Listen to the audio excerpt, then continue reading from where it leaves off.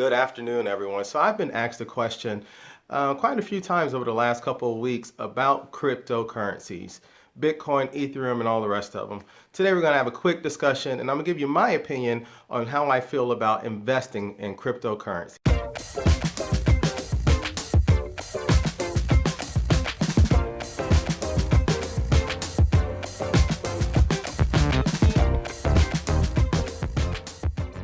My name is Paul Zachary Shelton Jr., and I am the Chief Investment Officer of Warwick Advisors.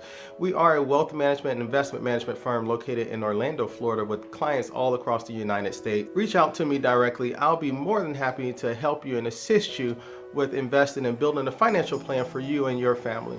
Additionally, please subscribe to this channel. I post videos on a weekly basis giving updates about the market and tips about estate planning and financial planning and some of the smart things to do when you're investing.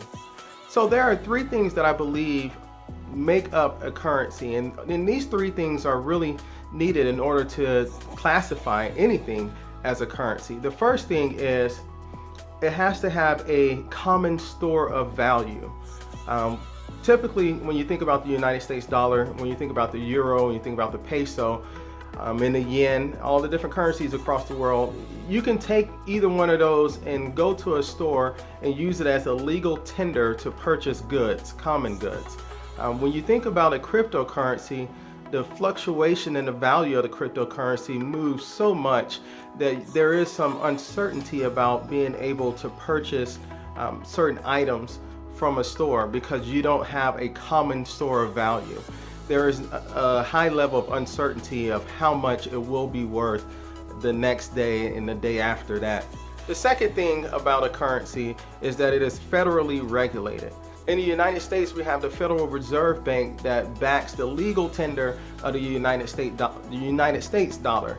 The third and final thing to have that must be in place in order to consider something a currency is it has to have the ability to be used as a common medium of exchange. With the US dollar, with the yen, with the euro, with the peso, many of those currencies, they are able to be used as a common medium of exchange. You can travel around the world and go to many different countries and go into a store and use either one of those currencies.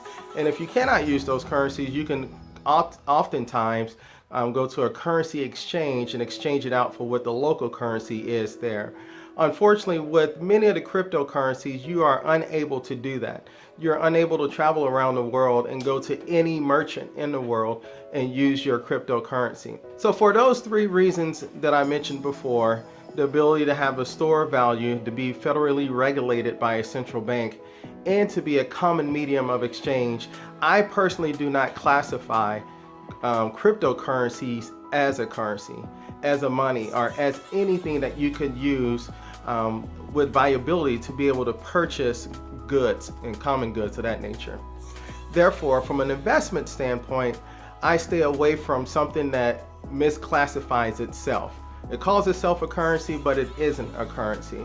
So therefore, it's more of a commodity. And when you have commodities, you have the ability to have a fluctuating value, which we often see in a cryptocurrency. And there's an instability around that.